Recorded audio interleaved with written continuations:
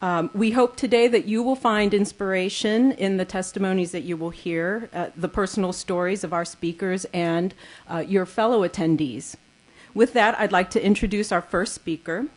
She's a Dallas native, graduating from Ursuline High School in 2005, then achieving her bachelor's degree at the University of Oklahoma in 2008, graduating summa cum laude. That means she got good grades. From an early age, she cultivated an interest in business and family-based entrepreneurship that comprises an important part of our American economy. After marrying her college sweetheart, Derek, she relocated back to Dallas to pursue an MBA degree from the University of Texas, while also working as a manager in business development for Valesco. Please welcome our first speaker, Heather Hubbard.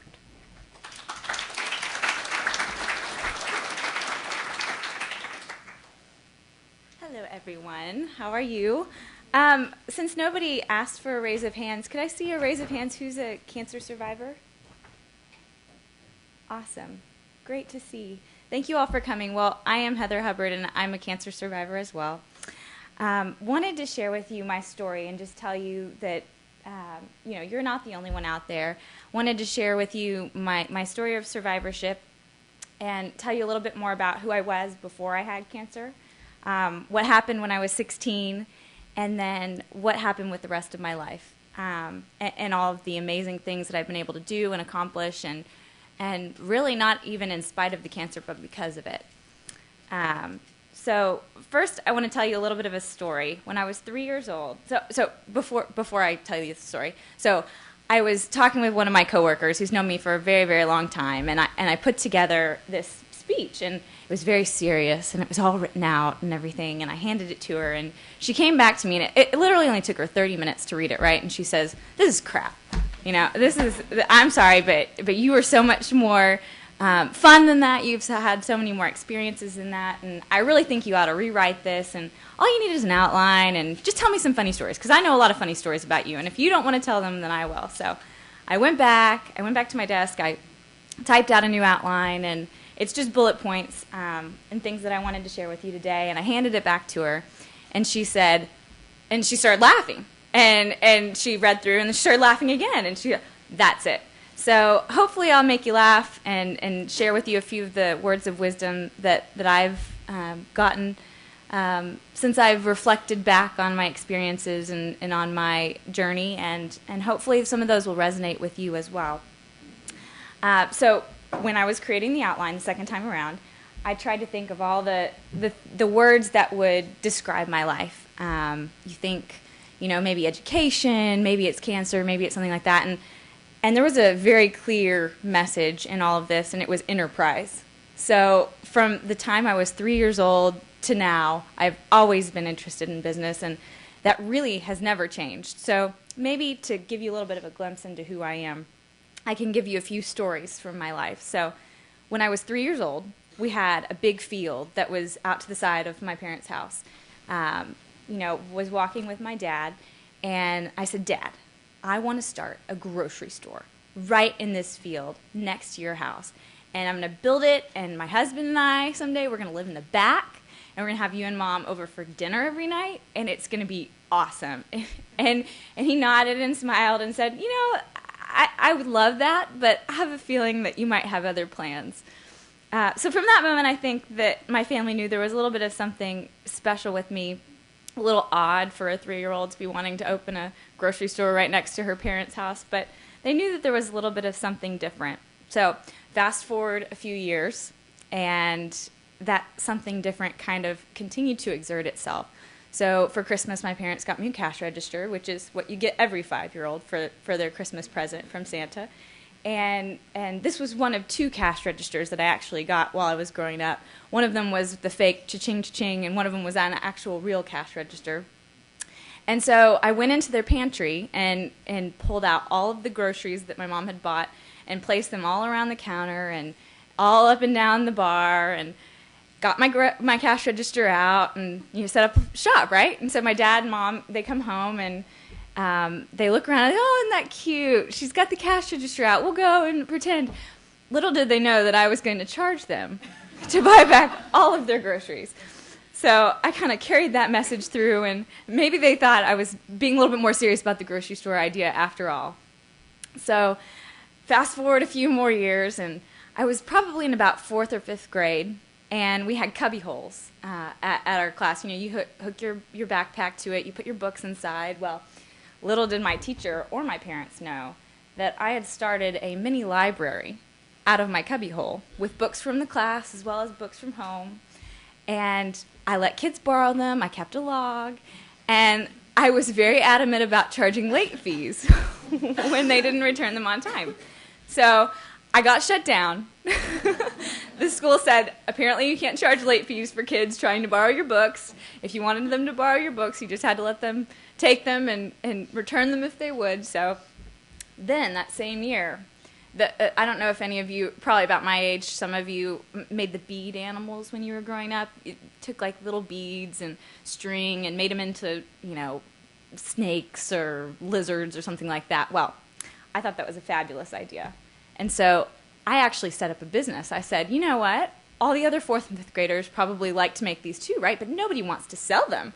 What a novel idea. Let's start selling them. So I assembled a group of 4th and 5th graders, and on our recess, while everybody's out playing on the swings and everything, I'm there, and we're beating our animals, and I'm watching over everything, and then I took all the product and went and sold it, you know? So I've got my own little mini sweatshop going in 4th or 5th grade. So again, I think I got shut down, but I think the message of enterprise really continues to sort of emanate from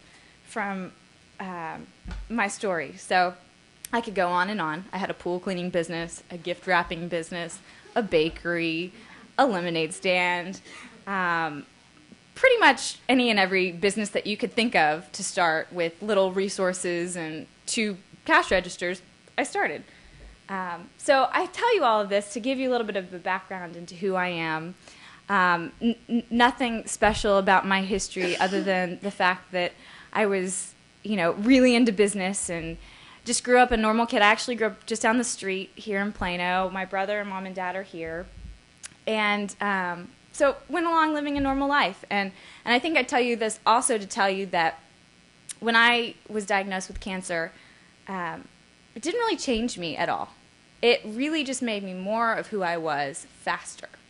And I think that was something that I continued to, aside from enterprise and the things that sort of flowed through my life, was really, didn't ever change me. Just made me more of who I was, brought out more of that personality, brought out more of those things that made me who I was. And I think hopefully some of you can relate to that as well.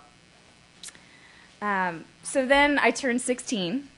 I was going to Ursuline Academy here in Dallas, an all-girls school. I had great friends. My parents got me a new car, a new Jeep Liberty, and it was black and shiny, and I was taking good care of it and going on, you know, trips with my friends to the movies and to the mall, and I was on limited driving privileges at that point in time, but was really just living the life. I mean, I thought I was completely invincible. And, you know, going to summer camp and playing sports. I played volleyball. And then I went to summer camp. I went to Camp Ozark. I don't know if anybody's familiar with it, but it's a camp up in the mountains in Arkansas. And I'd gone 2 years previous, and I always had a great time. Never visited the nurse's cabin once, and didn't even really reflect on the fact that this could have been the point at which I would have known that there was something wrong with me until much, much later. But spent that entire 2 weeks at summer camp in the nurse's cabin. It was June or something like that, and I came down with all these flu-like symptoms. It was really odd when you think back on it. And my counselors were just telling me, oh, you just got to tough it out. And, you know, I took a bunch of Benadryl, which is when I realized that Benadryl made me pass out pretty much right after I took it. So had those challenges at summer camp randomly in June, and finally got to the point where I was able to go on an overnight camp out with some of the people at the camp. And so we're in our sleeping bags, and I've got my sleeping bag over my head, and everybody's thinking I'm being so dramatic, and I'm just like, I just really don't feel good, and I've got this fever, and it's not going well for me. So kind of got over that, went back, took a physical for volleyball tryouts that year. I was going to be a junior in high school, and they took some blood, and they, you know, it was just a routine physical, and they said, I think that you might have some sort of anemia, some sort of something going on with your blood. You might need some vitamins or something like that, and maybe come back in about 6 weeks and we'll check you again. And so we really didn't even think anything of it. And I can't remember if it was me or my mom or dad that remembered to go back in, but we happened back into the pediatrician's office, and they took another blood test, and then they sent me to Quest Diagnostics or whatever to do another blood test. And they pulled my mom and I back in, and they just sat us there in the pediatrician's office, and they said, I think you might have anemia or pre-leukemia. Whoa. What? That's completely foreign. So of course we're panicked. They say you need to go to Children's Medical Center in Dallas and get all these tests done, and you almost don't even know what to think in that moment. So of course we pulled open the door, and there were probably a lot of other things that went on, and I kept a journal but have completely forgotten since then. But I just remember opening the door, walking out into the pediatrician's office, and just letting out a huge gasp, just like, in front of all these other children that are waiting in the waiting room, and all the nurses and doctors. And they quietly, ushered me out, didn't want any of the other children to get upset, and got into my car. And I think I was driving at the time and was dropping my mom off to get her car or something like that. And I remember just sitting in my new car, just 16 years old, thinking, I'm on top of the world, and I'm just about to start junior year orientation and volleyball and all these things, and I just gripped the wheel, and I just screamed. And I was the only one there. I was the only one. I've probably told people since then, but just screamed and just cried, and probably a good solid 15 minutes, and then. So that was definitely grief, and I had lots of moments of that, but I learned the joys in the appropriate time of stress eating.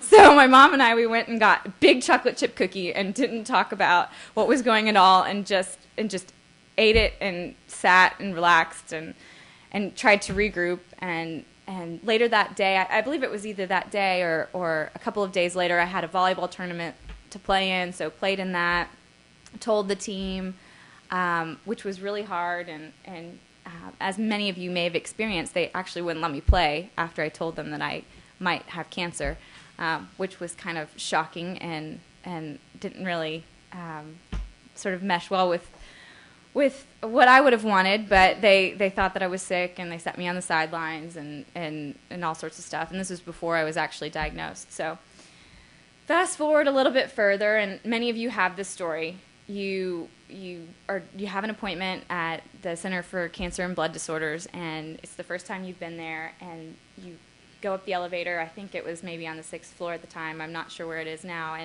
And the doors open, and there's just this big sign, and it says Center for Cancer and Blood Disorders. And you look at it, and you're just stunned, because you've never seen anything like that before, and this is not your life. I mean, I was 16. I'd lived a lot of my life, and this is not me. And then you look around, and all the kids, and they don't have hair, and they've got all these IVs in, and they're, going for chemo and all this.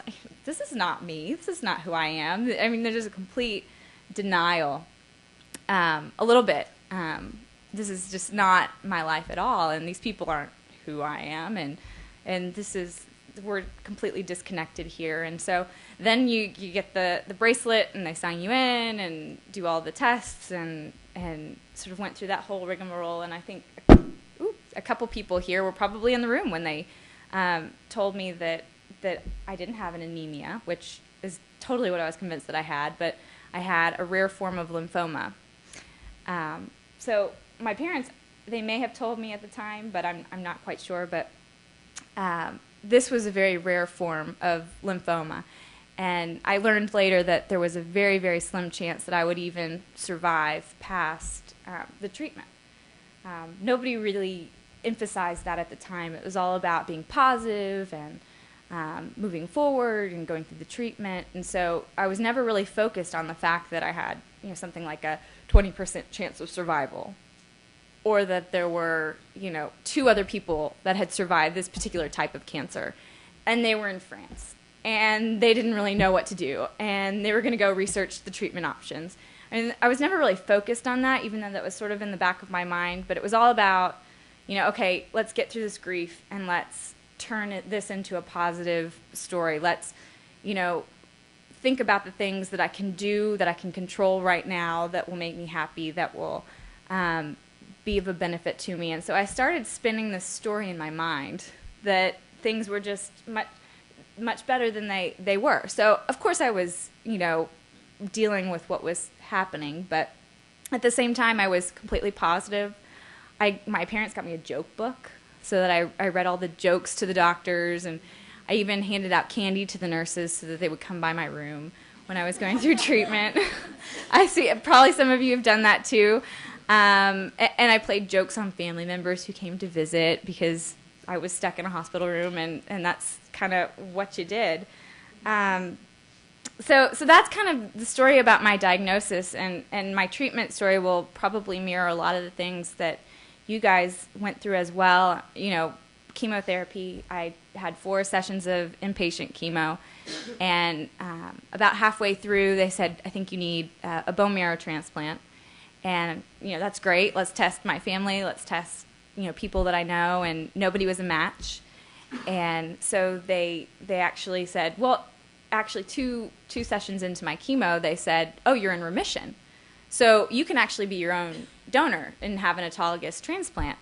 And I thought that was a great idea until I realized that there were 2 weeks of a stem cell pheresis that I had to go through in order to be my own donor because my immune system and my system was so suppressed. But ended up being my own bone marrow donor and went through the whole transplant process. But throughout the process was always positive, was always thinking about things that I can do that were better or different or special than what everybody else was doing. So maybe a good way to kind of bring that point home would be an experience that maybe none of you actually would share with me. So I came home from my first round of chemotherapy, walked up the stairs at my house and into my bedroom, and walked into the closet, opened the closet, and my entire ceiling had caved in. Just the whole ceiling, the whole air conditioning unit just completely caved in.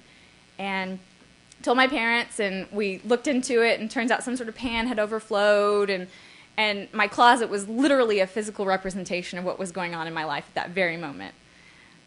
So unlike many, cancer patients who get to stay in nice warm beds in their rooms and get all sorts of nice treatment from everybody, my brother and I were sleeping on air mattresses in the living room for about 3 months while I was going through treatment. So as many of you probably also have the experience, I'm laying there on my air mattress, and I'm watching TV, and I'm just feeling all sorry for myself, and, I just got done with my first round of chemo. None of you people have ever done this before, and you wouldn't know, and I'm feeling all sorry for myself. And my dad walks by, and he looks at me, and he says, I think you got to go work out.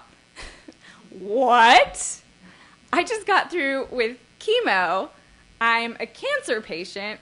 I'm going to do what I want to do. He says, nope, you got to go work out. Go upstairs, get on the exercise bike, and ride it out. And he knew exactly what I needed.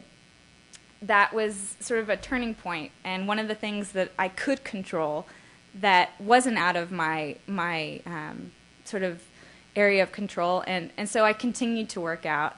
I continued to use exercise and drinking lots of water and thinking positively as a tool to be able to get through the process. I even took it so far that I had them bring an exercise bike up to the bone marrow transplant wing, and so that I could exercise every day and make sure that I didn't just lay in the bed and kind of feel sorry for myself. And that helped me actually to get out of the hospital much faster than most people do after a transplant.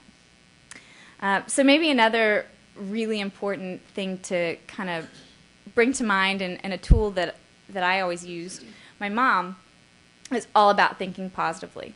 So she would never let me into sentence with, I have cancer, or, one day I'm going to be rid of cancer, or I'm going to be cured from cancer. She would never let me into sentence, and I still don't, with the word cancer. She would always make me say, you are cancer-free, or, you are going to be cancer-free.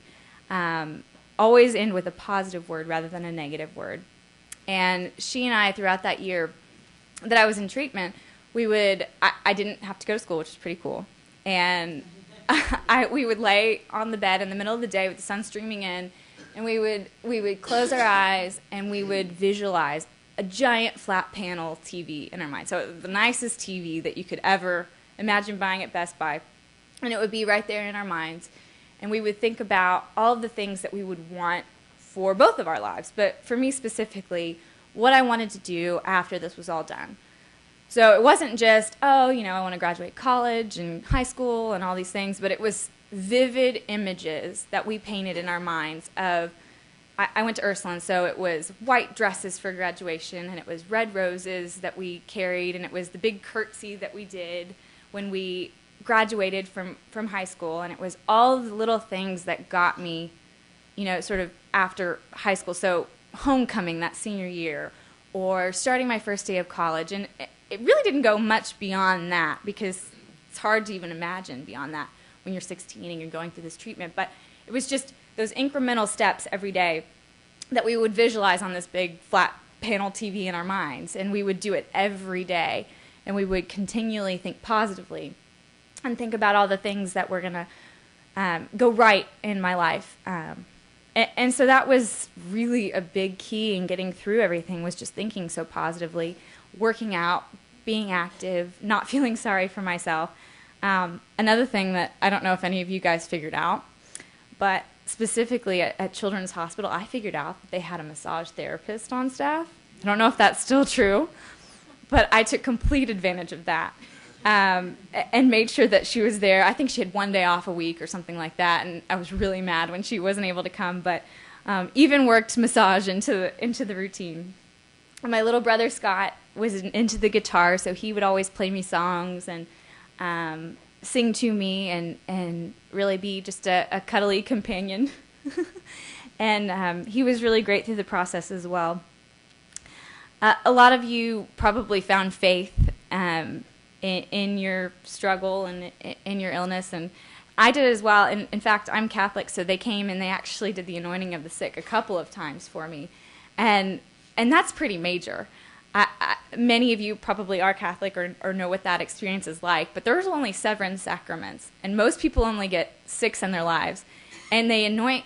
The anointing of the sick, they save that for when you're 75 or 80 or 90, you're on your deathbed, and they rub your hands with oil, and they in the sign of a cross, and they pray over you and everything. And here I am, 16, and I'm in the hospital, and they're anointing me with these oils. And it's really great that I got another sacrament to check off my list, but at the same time, that's not supposed to be happening. Not only once, but twice or 3 times. So that was sort of a point that just drives home the seriousness of the situation. But how much, not only that experience, but also not being able to go to church or be with friends or sort of be in that community really affected me. My mom tried to take me to church one time after I was diagnosed, and somebody coughed over in the corner, right? And we're done with that. We're not going to church anymore, and we'll watch something on TV, or we'll have the priest come to the house, but we just cannot do that anymore. So experiences like that with a suppressed immune system, just something that you have to go through, but surely makes you appreciate now. You're able to walk outside, take a deep breath of fresh air outside, and being 9 years cancer-free, really, you don't realize how important that was to you 9 years ago, or 10 years ago, or however many years it's been for you, just to walk outside and take a deep breath of fresh air, or to walk into a movie theater and be able to just sit there and listen to the people coughing and not worry about the fact that you are probably not going to get sick, and everything's going to be okay and you're normal again.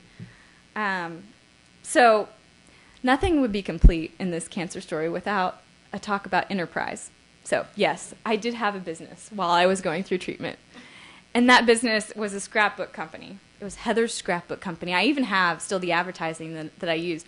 And not only did I do scrapbooks for my dad's coworkers and my friends and my family friends, but I also found some people that had children in the hospital who wanted me to make scrapbooks for them as well. So I charged per page. I would do all your, I'd put on my mask and I'd go to the scrapbook store during the middle of the day, and I'd go pick out your supplies. And if you wanted extra bells and whistles, certain glitter stickers or different cuts on your picture, that would be extra because I'd have to buy the tools and everything. But even through my cancer experience, I was able to fit that enterprise into it. So I could go on and on and on about the things that I did during my treatment and the feelings that I had. In fact, I could write probably a whole book on it, and I know you guys could too. One more story for you. I used to play jokes on my family members. I don't know if any of you ever did that, but I once was in isolation. Not really that big of a deal, right? You just needed to wash your hands before you saw me and not be sick. But I convinced the nurses and the doctors to tell my grandparents, who were in town, especially for my transplant, and staying in town for like a month at this hotel. And they'd come by, and this is the first time they were going to see me. I convinced them that they needed full body suits in order to walk into my room. And stopped them just short of putting them on. But they were totally in with it, and they were, going to suit up and everything. And another time my uncle came to visit, and, I like my uncle, but it's also fun to play a joke on him. So I buzzed the nurse, and I said, when I buzz you, make sure to come in and get me for my radiation therapy, which I never had. And he didn't know that. And so I buzz her, and, oh, Heather, it's time for your radiation therapy. We must get you to the 3rd floor right away. And, Uncle leaves the room and runs away, and I snicker and laugh. And so it's those little things that kind of get you through the experience, but probably shouldn't tell my uncle or my grandparents today that was really what was going on. So maybe the best thing to transition is just to tell you a little bit more about who I am now and what I've done after the cancer treatment. I was telling somebody the other day that I was actually only in treatment for 4 months, and it seemed like literally a lifetime. And many of you have different experiences, but 4 months of treatment, and then, of course, time in sort of recovery and remission and things like that. But those 4 months of my life completely changed the trajectory of where I was going and what I was doing. And it was such a crucial moment in my life. Many of you were smaller or maybe older when you had cancer, but 16 is a pretty big deal. I sat out my junior year of high school and came back my senior year. I was able to graduate with the rest of my classmates. I went to a Catholic school, so they actually gave me a practicum for my theology course for junior year. They said that I had practical experience of living my faith through my cancer treatment. And I was, a year ahead and a couple of other things, so I was able to graduate with my classmates. And literally that vision on that flat screen TV came to life. And they announced me with all the other graduates, and I wore the big white dress with the red roses, and I did my curtsy, and I actually graduated with my classmates that I started with 4 years earlier. I had grand dreams before going through my cancer treatment of going off to these luxurious places for college. Maybe I'd go to New York, maybe I'd go to LA, maybe I'd go here or there. And after my cancer treatment, not that my parents wanted me to necessarily stay close, but they told me that I could go anywhere I wanted, but they would pay for a state school. So I decided to go to the University of Oklahoma. I was most drawn by the cute tour guides and the awesome football team. But turns out they had a really great entrepreneurship program as well. And actually, 2 or 3 weeks into my freshman year, I met Derek and my college roommate Elise, who's here. We met all at about the same time and started forming awesome memories. Elise and I were roommates through college. Derek and I dated all through college, and then thereafter, we came back to Dallas after an amazing college experience where we attended every college football game that was in Norman, and also made some of the road trips as well, because when you have an awesome football team, you've got to flaunt it. So came back to Dallas and started working here in Dallas, and actually continued that thought of enterprise through my life once again. So I majored in a degree entrepreneurship and venture management, which basically meant small and family businesses. And now I get to invest in small and family businesses every day.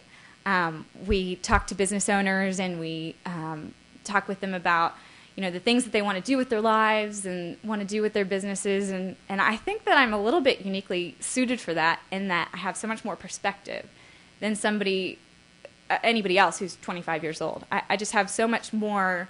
I feel sometimes like I'm much older in this younger body because I have so many experiences and pieces of wisdom to share. And I never tell people that I've had cancer, so it's just an internal wisdom and drive that I have. And I think, one of the most amazing things that happened was the fact that I was able to get married. I cannot believe that vision that I created for myself on the screen, I mean, I could barely even think that I would graduate high school not less than, a year later after finishing treatment. And then I graduated college in 3.5 years. And then I got married. And now I'm in graduate school again and, getting my MBA. And I'm working full-time, which I would not recommend. It's quite stressful. But again, the best thing that happened to me this semester, this is my first semester of graduate school, and I'm working full-time and taking classes, is writing this talk and reflecting back on my experiences, because it really drives home the perspective. And all these people are worried about their grades, and they're worried about, oh my gosh, I need a new job, or, I need to do this or that. And I'm kind of just sitting back after I've written this, and I'm thinking, oh, this is not that hard. And hopefully I can impart a little bit of perspective to some of my study group members and classmates to think that, everything is going to be okay. We're not going to all crumble under the stress of this program, and we're going to be fine. So I'm really actually thankful to be here today, because it's given me a lot of perspective into sort of what the really important things in life are.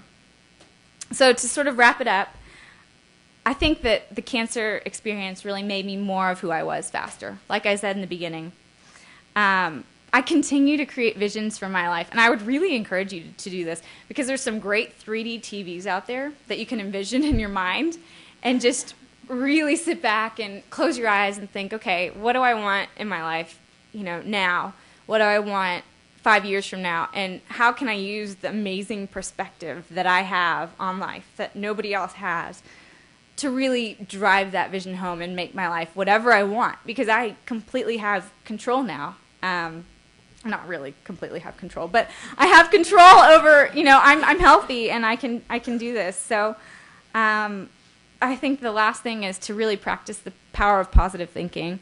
I can tell you that it was all sunny and roses, and I was positive through the whole experience, but it wasn't. And I'm not that way now. But the biggest thing that I can say for my life is that I surround myself with people like my family, like Elise, like Derek, that really make me step back and think and say, oh my gosh, you really do have a good life. And if you're down on yourself now, you really shouldn't be, because here's all the positive things that are happening. And I can do that for them as well. And so really having that amazing support system is one of the things that keeps me going every day. So one of the things that I would leave you with is when I told Derek about my goal to open the grocery store right next to my parents' house, he wasn't so fond on it. So I ended up not doing that. But my dad was okay with it. And I think that we've all sort of turned out for the better in spite of it. And I'm really happy to be where I am now today, talking with you, and I'm really glad to be sharing those same experiences that you guys have had, and just practicing that vision and that positive thinking for my life. So thank you so much for having me, and hopefully that gave you a little bit of inspiration and kind of connection to my story, and hopefully helps you out on your journey. Thank you.